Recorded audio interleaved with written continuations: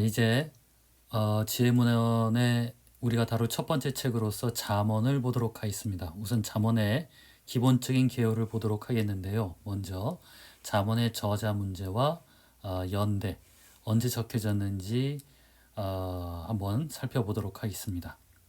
이 잠언의 저자는 전통적으로 잘 아시다시피 솔로몬 왕이 지은 것으로 되어 있습니다. 책의 곳곳에는 지혜의 명성이 있는 솔로몬이 이 책의 저자임을 언급하고 있기 때문에 명백한 것은 이 잠언이란 책의 편집자는 아무튼 이 책을 솔로몬에게 그 저작권을 돌리고 있다라는 것을 볼 수 있습니다. 뭐 이따가 살펴보면 알겠지만은 아마도 오랜 시간에 걸쳐서 편집이 되었을 거예요. 그래서 뒷부분에 보면은 솔로몬 외에 다른 저자들도 좀 등장을 하고 있습니다. 그렇기 때문에 역시 이 저자의 문제는 성경의 다른 많은 책들과 마찬가지로 아직까지 명확하게 밝혀지고 있지는 않습니다.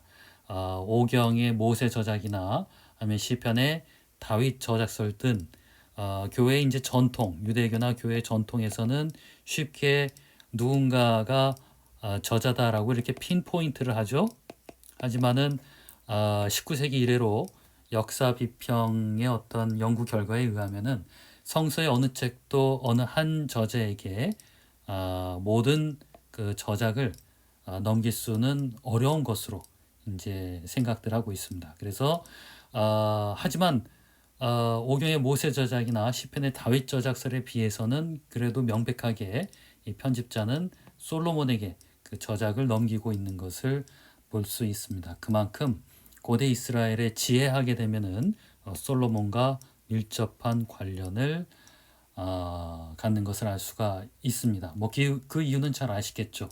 솔로몬의 전승 자체가 그 어떤 뛰어난 지혜와 굉장히 깊이 연관이 되어 있습니다.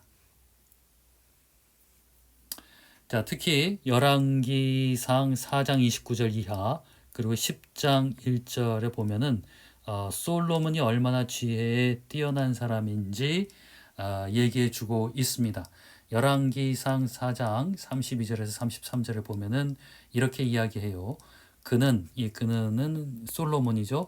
3,000가지의 잠언을 말하였고 1,005편의 노래를 지었고 레바논에 있는 백항목으로부터 벽에 붙어서 사는 우슬초에 이르기까지 모든 초목을 놓고 논할 수 있었고 짐승과 새와 기어다니는 것과 물고기를 두고서도 가릴 것 없이 논할 수 있었다라고 이야기합니다.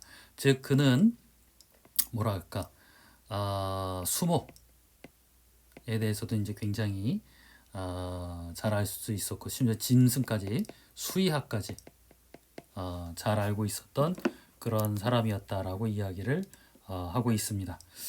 자, 그런데 이제 문제는 그가 이렇게 수목과 수의학에 대해서 잘 뛰어나다고 했지만은 실제로 그런 내용이 잠언에는 많이 없습니다. 그래서 잠언이 솔로몬이 이제 지은 것이라면은 혹은 솔로몬이 지은 것이 많이 유입이 됐을 경우에 도대체 어떤 것이 솔로몬의 정확한 저작인지 아닌지 그것을 구분할 수 있는 길이 매우 어렵습니다. 대개 그 잠언 안에 있는 여러 격언이라든가 뭐 이런 것들의 성격을 보면은 솔로몬이 지어서 그것이 그대로 유입됐다기보다는 아주 고대 사회에서부터 이스라엘에 회람되어 왔던 아주 오래된 지혜 전통이 오히려 담겨 있는 것이 옳지 않을까. 그래서 많이 추측하기로는 솔로몬이 이 잠언 내지는 지혜문헌과 관련이 깊은 것은 솔로몬이 직접적으로 모든 것을 저작했다기보다는 솔로몬이 그 아래에 있는 학자들을 통해서 한마디로 지혜학파를 구성을 해서 그들이 고대 이스라엘의 지혜 전통을 수집하고 편집하고 전수해 오지 않았나 이렇게 이제 추측을 하고 있습니다. 우리 이제 한글 하게 되면은 누가 지었다고 얘기하죠? 세종대왕이 지었다고 이야기하죠. 하지만 정확하게 말하자면은 세종대왕 아래 있었던 집현전 학자나 여러 학자들이 아마 관여했을 것으로 생각되는 것처럼 고대 이스라엘의 지혜 전통도 솔로몬이 대표이지만은 솔로몬이 어디까지 직접적 저작을 했는지는 알 길이 어렵습니다. 추측하기로는 그의 아래에 있었던 지혜 학파가 많은 지혜 전통을 편집했을 것으로 추측을 하고 있습니다. 솔로몬 때는 워낙 잘 살았던 때이기 때문에 그렇게 문해 사업을 할 수 있었던 여유가 있었습니다. 오히려 지금 여기 보면은 솔로몬이 뭐 수목 수약에 대해서 이야기했다 그러는데, 여러분 사사기 9장이라든가 열왕기하 14장 같은 데 보면은 이렇게 나무 같은 것을 비유로 들어서 뭔가를 이야기하는 지혜 전통이 있어요. 솔로몬이 실제로 이것을 짓기도 하였겠지만은 그거보다 앞서서 그만큼 지혜에 뛰어났던 사람이다라는 것을 하나의 표현한 것이 아닌가. 그렇지 않다면은 도대체 여기에 그가 백합묘에서부터 우수초까지 말하는 것이 잠언 어디에 있는지 오히려 좀 찾기가 곤란한 상황에 처할 수가 있습니다. 그래서 이 표현을 어디까지 문자적인 것으로 볼지, 이것이 또 하나의 문제점이 된다라고 볼 수가 있습니다. 자, 이 잠언은 그래서 많은 사람들이, 물론 기원전 10세기쯤에 이 솔로몬의 그 지혜 전승 편집 내지는 수집에強力한 공이 있지만은 잠언 같은 경우 굉장히 오랜 시기를 거쳐서 편집이 되었던 것으로 추측을 합니다. 잠언은 대략 7가지의 묶음, 7덩어리를 볼 수가 있어요. 이렇게 둘, 셋, 넷, 다섯, 여섯, 7덩어리를 볼 수가 있는데 이 히브리어로 된 성경을 헬라어로 번역한 셉투아진트, 우리 70인역이라 그러죠. 이렇게 쓴 것은 70인역을 의미합니다. 이 70인역에 보면은 같은 자료가 있다라는 것을 알 수가 있어요. 그런데 이게 순서가 다릅니다. 이렇게 1, 2, 3, 우리 히브리어 성경은 이런 순서로 되는데 이게 막 바뀌어 있어요.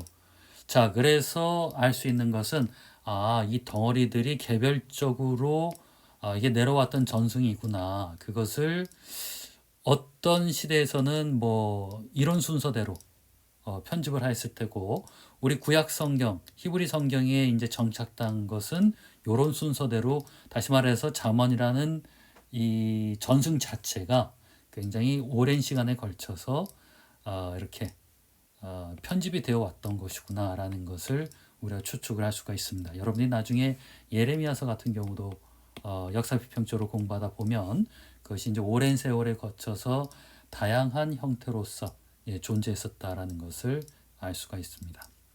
자, 이것을 좀 면밀하게 살펴봤던 그린츠라는 학자가 이 학자의 의견이 반드시 옳은 것은 아니지만은 대개 이 7가지로 분류한 것을 이렇게 한번 특징을 살펴볼 수가 있었어요.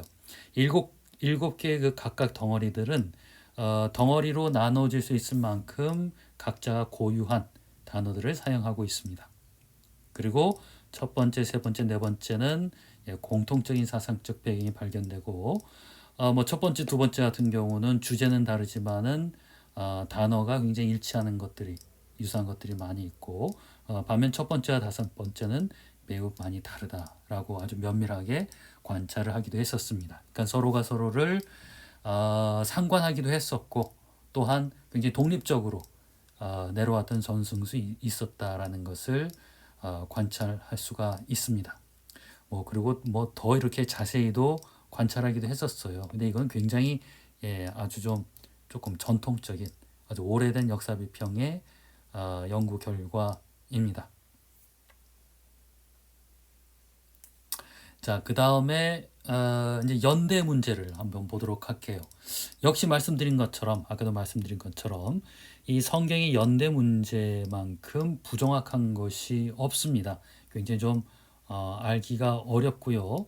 시편, 그리고 비예언적 이스라엘 시가, 이게 뭐냐면은 예언들은 많이 시로 되어 있어요. 근데 이 예언서 안에 있는 그 예언의 시들은 그래도 연대 측정이 굉장히 용이해요. 왜냐하면은 이 시 가운데에 왕이라든가 역사적 사건들이 언급이 되기 때문에 그때를 배경하는 것이구나라고 볼 수가 있는데요. 이 시편처럼 아니면은 이 잠언 이런 것처럼 그때도 한번 말씀드렸죠. 지혜 전통은 이 국수성이 별로 없어요. 그러니까 다시 말해서 굉장히 보편적입니다. 어떤 특정한 역사적 사건을 언급하지 않기 때문에 연대를 밝히기가 굉장히 어렵습니다. 학자들이 많이 추측하기로는 첫 번째 다니엘 책이 가장 후대의 것이다. 그 이유로 드는 것이 거기 보면 지혜가 아름다운 여인으로서 의인화되어 있습니다. 이런 것은 되게 좀 후대의 것으로 보기도 하고요. 7장 16절에 보면은 에이툰이라는 단어가 나오는데 이것은 헬라 시대에 사용되었던 언어로 보고 있어요. 실제로 에이툰이라는 단어는 구약 성경에 이거 딱 한 번밖에 나오지 않습니다. 하지만 여러분들이 착각하지 말아야 되는 것은 그렇다 그래서 이 책이 후대에 홀라당 창작이 됐던 것은 아니에요. 아주 오래전서부터 솔로몬 이전부터 해서 솔로몬 때까지 쭉 이 내용들은 전승이 내려왔을 가능성이 높습니다. 그런데 시대 곳곳에 잠깐씩 편집이 되었을 가능성이 있고 그 편집의 흔적으로서 이 헬라 시대의 단어가 유입됐을 가능성도 있겠죠. 그러니까 어떻게 보자면은 최종의 그 편집 단계는 이 시대까지도 내려올 수 있겠다. 이 정도로 추측을 하는 것이 좋습니다. 한마디로 잠언뿐만이 아니라 성경의 많은 책들은 굉장히 오랜 시간에 걸쳐서 형성되어 온 것들이 대부분입니다. 자, 우선 여기서 마치도록 할게요.